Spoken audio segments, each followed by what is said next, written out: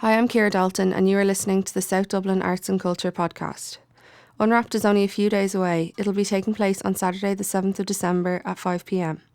Unwrapped 19 marks 10 years of the festival, and for this year's event, the Unwrapped team took as their inspiration an award-winning animation by artist Majid Adin, an Iranian refugee now based in London. Majid won a commission from the Elton John Foundation to reinterpret the song Rocket Man. He worked in partnership with Irish animator Stephen McNally to create a profoundly beautiful and moving animation about a refugee's search for safe passage. Majid's story is truly extraordinary, and during a recent visit to Tallaght, he gave a talk to students from TU Tallaght about his incredible story and his work. Hello, everybody. Thank you. Hello. Thank you very much for having me here. My English is not very well.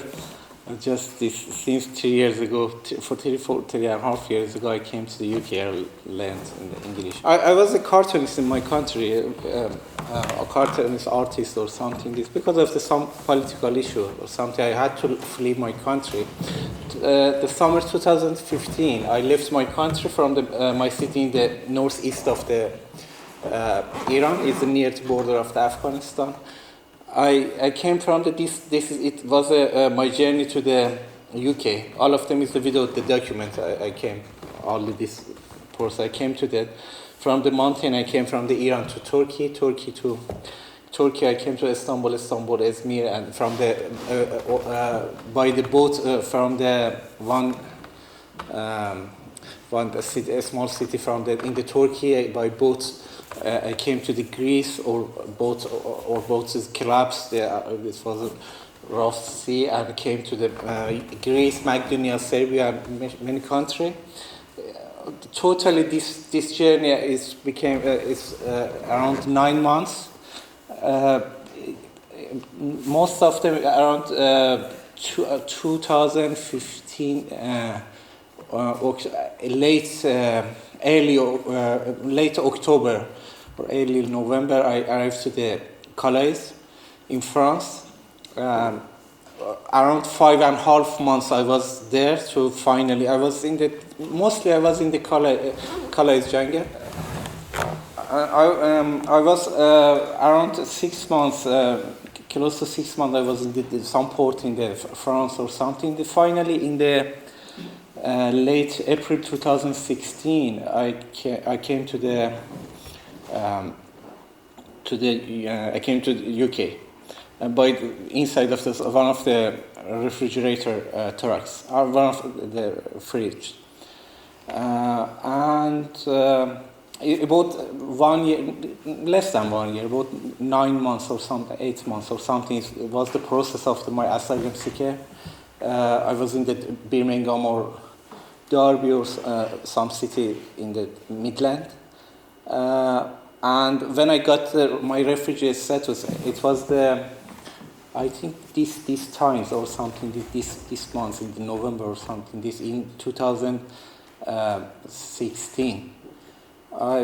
Because we had to, after we get the answer, we had a sharing house from the Home Office. We had these rules for all the refugees. We had to leave that house. From the Derby, I moved to London because I had a dream to be an artist, animator or something. I moved to London. It was a very risky decision. Yeah, it was a very. And now I'm happy, but that time it was very risky decision because all the people, I hadn't any money.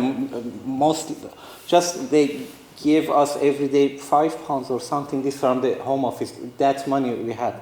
I saved less than £100.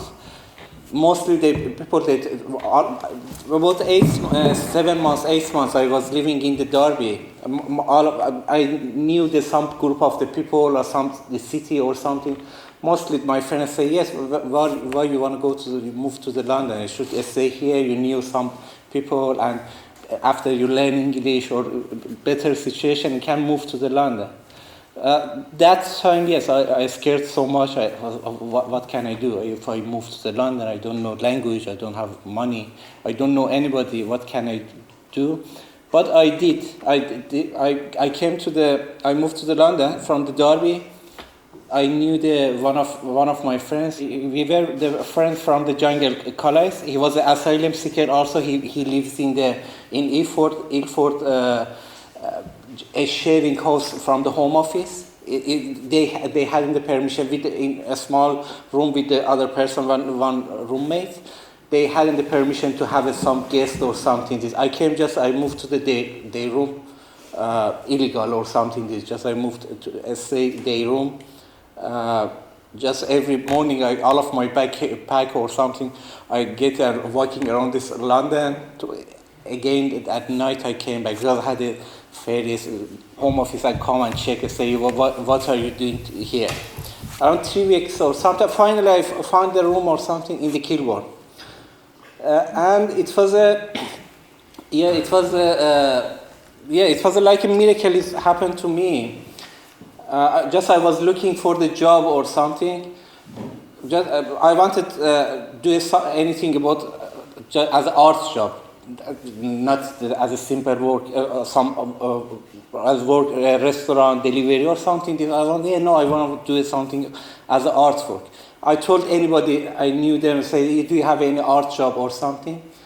I knew some people from the jungle camp.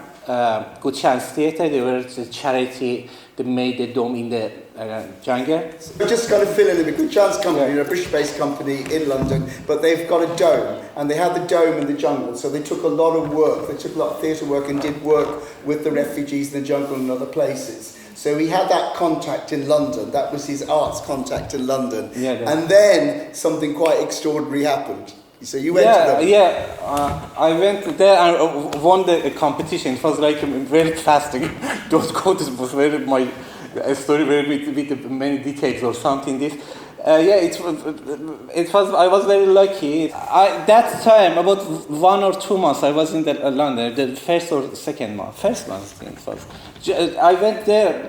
We went to speak I went to the Joe Murphy, his flat for the speak about the other thing. He's one of the directors of the company. Yeah, it was about the play or something. He played it one music for me. He said, "Do you have any idea about this music?" It was the music of this Rocket Man. I never heard this music before at all. So I couldn't understand. I thought, what's that or something. At that time, my English was many times worse than now. Now also I can't understand the many English songs or something. So I asked Joe Murphy what was that song. He told me it was that's about the story of the one astronaut go to the Mars. And he missed his family. I knew that this simple, just one sentence. I didn't know about anything more about the lyrics. I couldn't understand. But he told me, "Do you have any idea about that? It is a competition or something." I told him, "Yeah, we can do it. This astronaut can be a refugee, go to the Mars and miss his family." It was a one sentence, and we had the dinner, and I came back home. And completely forget about that. I didn't know at all what was the competition, how is that or something. After 1 week, Joe Murphy, he sent me a message again. Did you do something for that idea? I was completely forgotten about that. So just that time, as a polite answer, I said, yes, I will do something. But I never thought that I wasn't in this situation to be involved in a competition or something that I hadn't. I had a very old laptop. One of my friends gave it to me, and I hadn't the knowledge or something about the animation or something to join to the competition.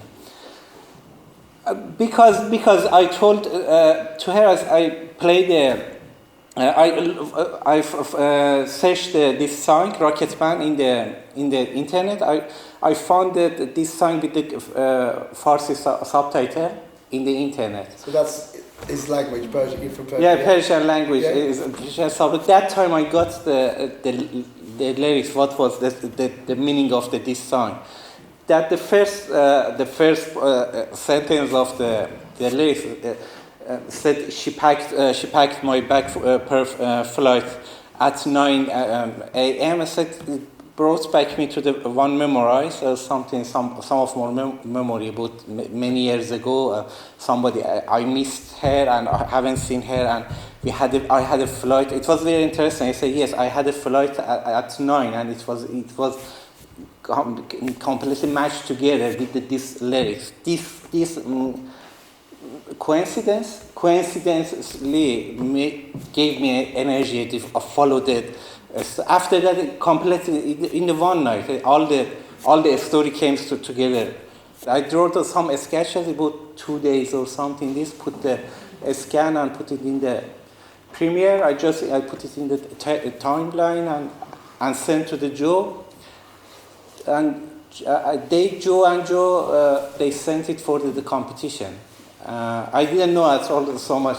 I never expected they won the competition. After I think 1 month. 1 month. Yeah, past one or 2 months or something. That they told me yes, you won the competition. That time I found it. That's it. It was a so great competition. Before I was thinking, is it one competition about with the refugees or a student or something? This I didn't know. There's an international competition. Can I just cut in? So what had happened was that Good Chance Theatre Company had entered him into a competition called The Cut, which was a competition set up by the Elton John Foundation to mark Elton John and Bernie Taupin's 50 years of being artists together. And they put Rocket Man, Tiny Dancer, and I can't remember the other song up to be illustrated. And he won. Yeah, it was.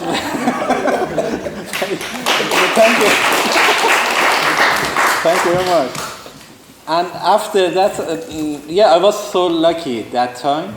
It was very rough sketch or something. I put it in the time and not very. After that, I won the competition. They had a budget. They sent me to the professional company, animation company. Stephen, I met Stephen. So they sent him to Blink Inc. because he had no producing infrastructure around him. They sent him to Blink Inc. and he met Stephen McNally there, who's an Irish filmmaker animator whose family lived down in Stillorgan. Hey. Go on. Yeah, the first day when they told me you won the competition, I said, "Oh my God!" Because I knew because I was worried more than all the people. Because they told me, "Yes, you make this animation." So I know how it's difficult. If I make animation, how it was a very rough idea. How can I make it? It was difficult. I hadn't the software. I hadn't the knowledge of that also. I know how to make it. It's the music video of that situation for the Elton John. But Stephen much came. And so then he met Stephen. He had no English. Stephen had no Farsi. So they communicated by drawing with each other. Yes? Yeah, just with the picture. Yeah, with the pictures. And Stephen, who was over a few weeks ago, he couldn't be here today, said the same thing. They just drew, and and he would interpret, put them in, scan them, play around with them in the software, and that's how they began. He made another animatic with Stephen, and after that, a group of the people came to help, and that I was so lucky about that.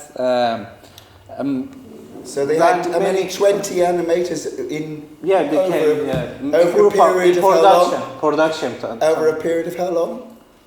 For the production around 6 weeks. So in 6 weeks with 20 animators on and off working on it, they made what you saw. Mm-hmm. Then he goes back to France. Last time I was in France, a bit more than 1 year, because I left France April 2016. The next May 2017, I came. That time I was sleeping on the street or college jungle or some situation. If you saw me that time, you were scared about me. You said, what was that? Really?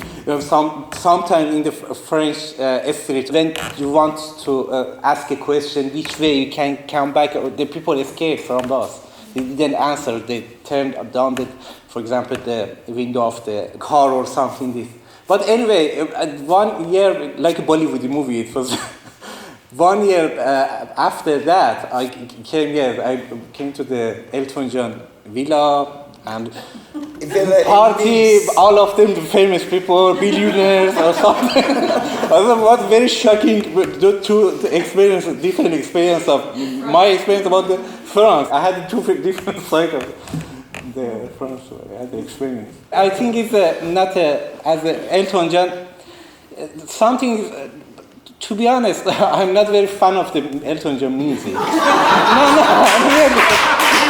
No, I wanna say no, really.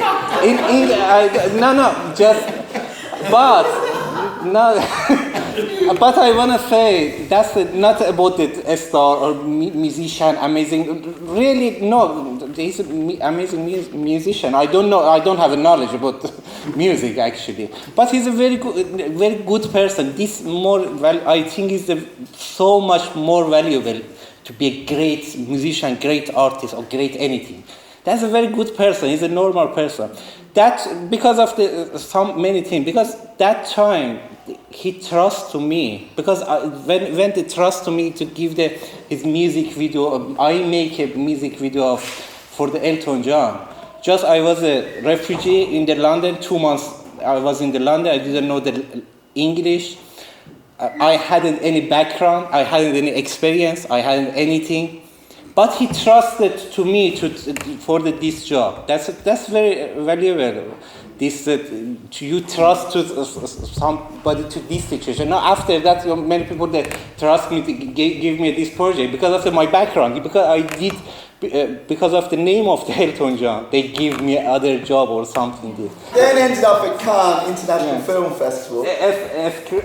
Screen this animation in the Cannes or I don't know many famous people.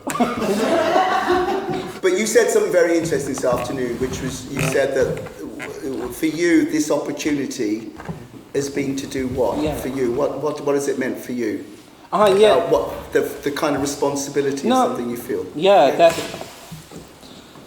no, actually, to be honest, honestly, I say, sometimes it's a difficult responsibility because I was. If this is not because yes, I am humble. What's you're not humbling or something. This no, but some part of this success it was my chance or it was a gift, as a gift. I don't know. I told you I don't know. It was a gift from the Elton John or God, one of them. But it was a gift for me. I knew completely about this situation. Yes. It's bringing me this chance and different project, and I am a refugee. Bring me many people listen and sitting here and listen to me. Why you listen to me? Because Elton John trusted to me. If Elton John didn't trust to me and didn't give me this project, you didn't listen to me. This is a chance to many people because of the credit of this chance and credit of the Elton John. Many people listen to me. That's a gift.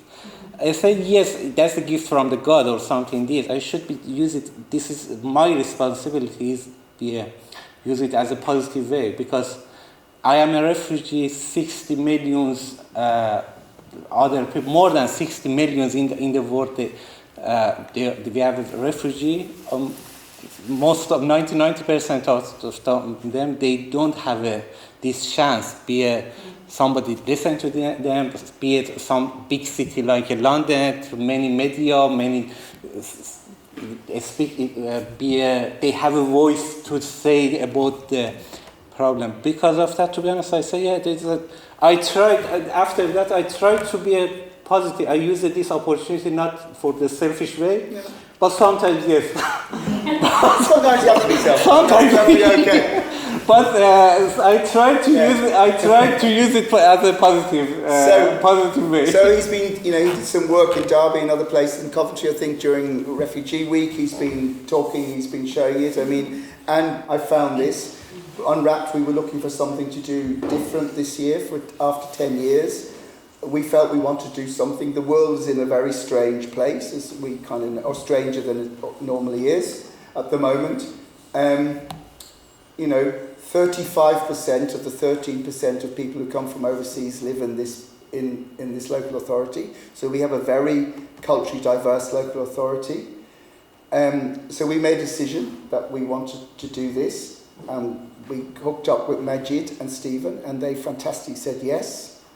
And what we've got permission from them to do is we've sampled, we can't show them now, but they will be up very soon. We've sampled pieces of their work in progress out, and Jerry here has kind of taken wonderful bits of soundtrack, sort of ambient soundtrack and other voices from some of the young musicians we're working with, which will run as trailers in the week running up to Unwrapped.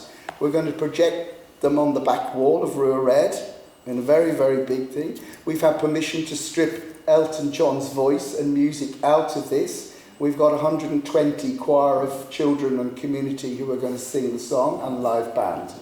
And we've been making these lanterns, which are all made out of paper bags like the people carry with them, which lots of people have made with the kind of some of the visual thematics in this, their response to that, which they will carry, and that will be an event.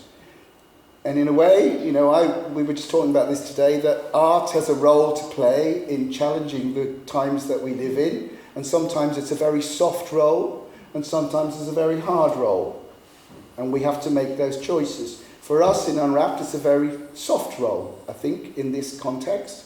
And thankfully, 5 weeks ago, our wonderful president said at the UN Forum that Europe and America needs to be more welcoming of the people coming into our countries, but Ireland should be even more welcoming given our history of migration and the fact that many of us had to go places where we weren't always made welcome initially.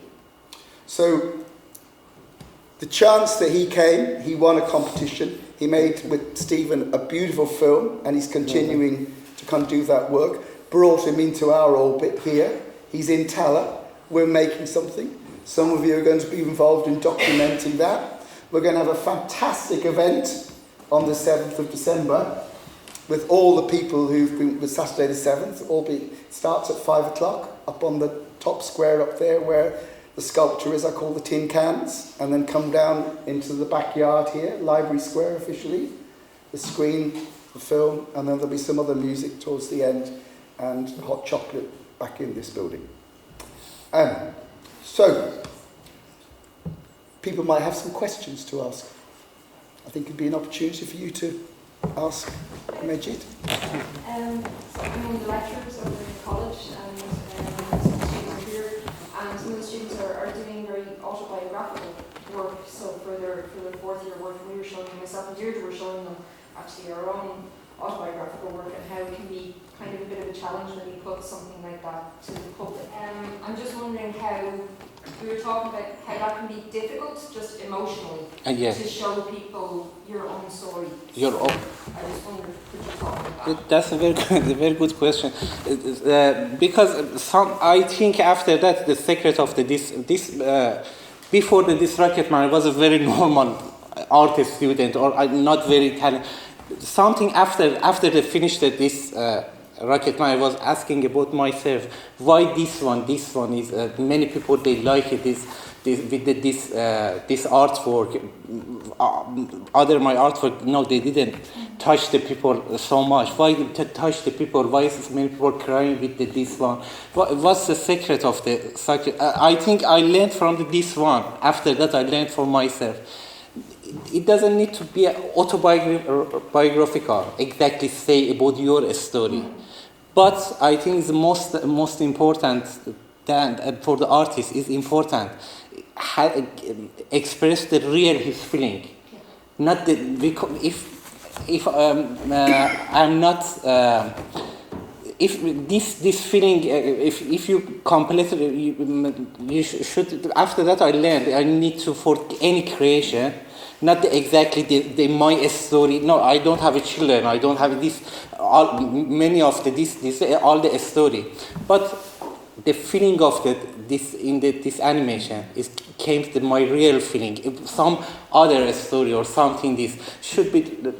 After that, I learned any creation. First, I need to look at my feeling, my experience, not exactly the story or biography or something. Something that I feeling in myself.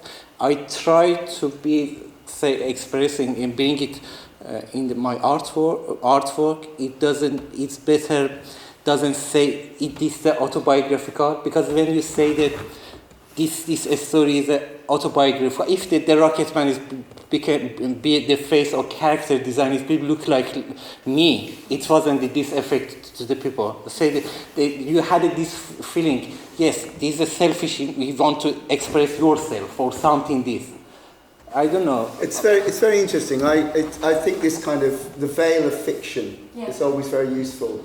I was working many years ago in South Africa, and there was a lot of stuff going around about guns with young people in the townships.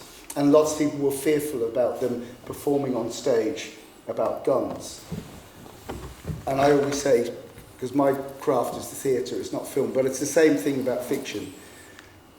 What you can do in fiction, you don't have to do in real life. So you can have guns on stage, and you can do all sorts of things on stage, so you don't have to do them in real life. So in many ways, this autobiography thing is this interesting thing where you put this other veil of fiction around it. Because I think one of the most moving sections of this is when they push that boat out into the sea. And I remember you saying to me when we first talked about that experience of you in the sea and the boat turned up and you were all rescued. So in a way, you had that experience, but there's something incredibly poignant about that and the way it's been rendered, and that falling, when the figure falls in the sea, which kind of echoes the rocket man falling through space. Is phenomenal, and the colour and everything. So, I think it's interesting, that thing about take what you know yourself, but put something else. So it actually also protects you, I think, in a way, when you're making work. Okay. Anybody else want to ask anything? What other projects do you have, and where could you find them? This man? Yeah. So what else are you working on? At the moment or after that? You were talking about Hamid and Shakespeare. Oh yeah,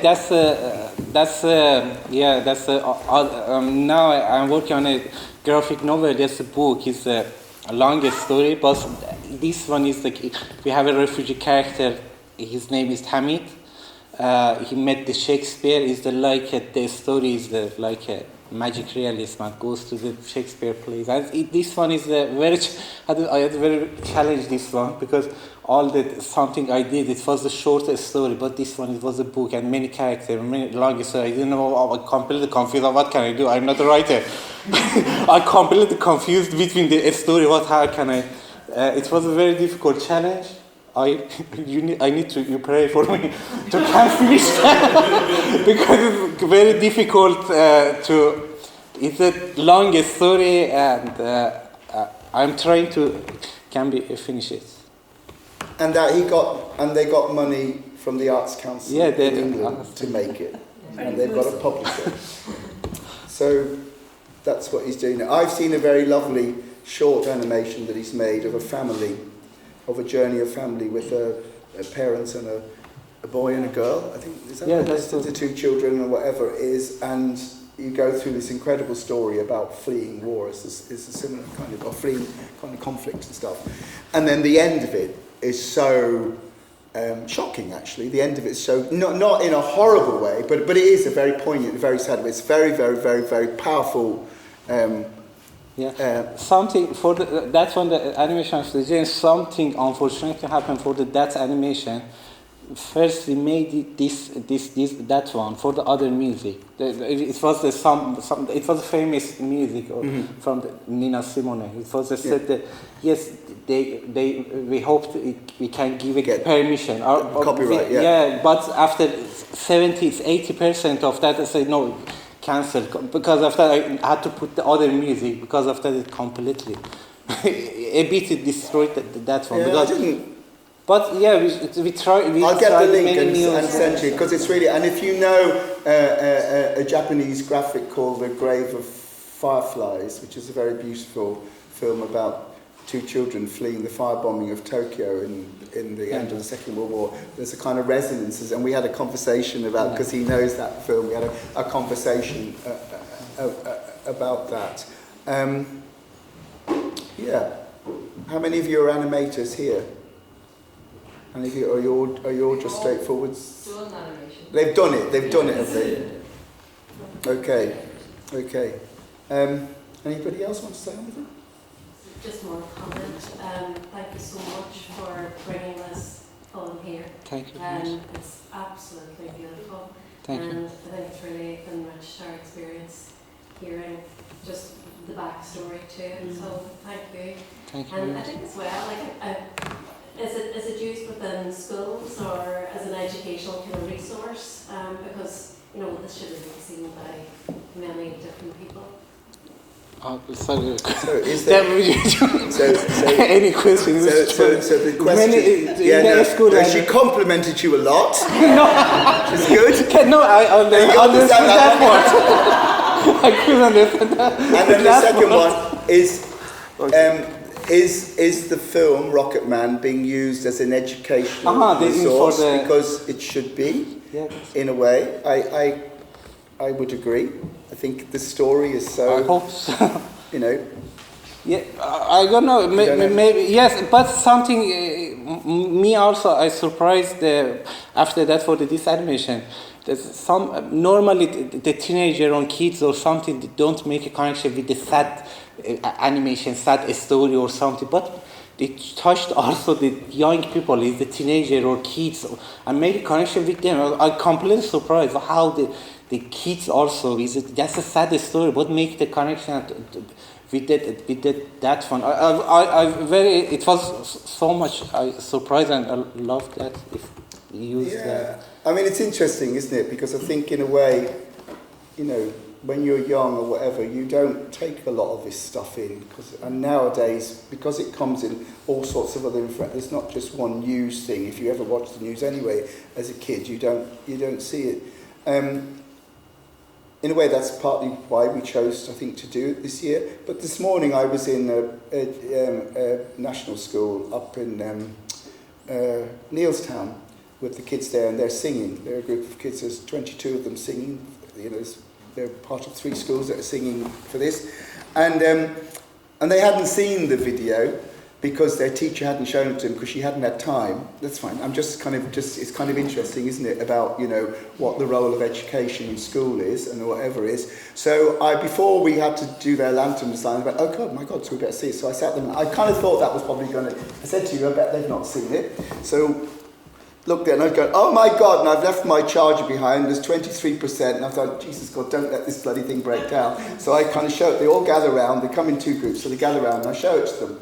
But what's wonderful, they're watching it, and they're sitting on the chairs and they're watching it, and whatever, and they start singing, because of course they've been learning the song. So they sing along with the thing, they sing along with it and whatever it is.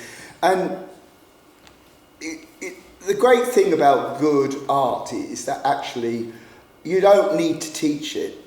What you need to do is expose people to it, because it has its own power, has its own thing. And I've been a teacher, so I know the problem is as a teacher, is your danger is to deconstruct it too much. That makes it as boring as hell. And the only thing you do is to show it and then let's ask, would you want to ask a question? What do you want to know? What do you want to know? So the thing I said to them at the end of it, I said, so what do you think's happening with the mum and the 2 kids looking there and him looking there? And they spot on. He's far away from home. They're far away from him. So I don't need to say anything else. So if they go home virally, they say, we watched a film in school today of a thing we're singing, and this is what it's about. And that's all they need to do. Except the next time, one hopes, when they hear the word refugee or hear the one somebody lost or friend of their family, this clicks into the head and the images of this work for them. And they're able to then use that. I saw a film and I sang an event which was about this. And that's what makes it more than worthwhile. So, I think everybody should see it, but it's always the context in which you come upon these things that you learn all sorts of things about yourself and other people, which is not, I'm telling you, this is what you have to know, which is the worst thing possible, I think, in my experience, So, anything else anybody wants to say? No. Good. Thank you. Thank you very much. Thank you.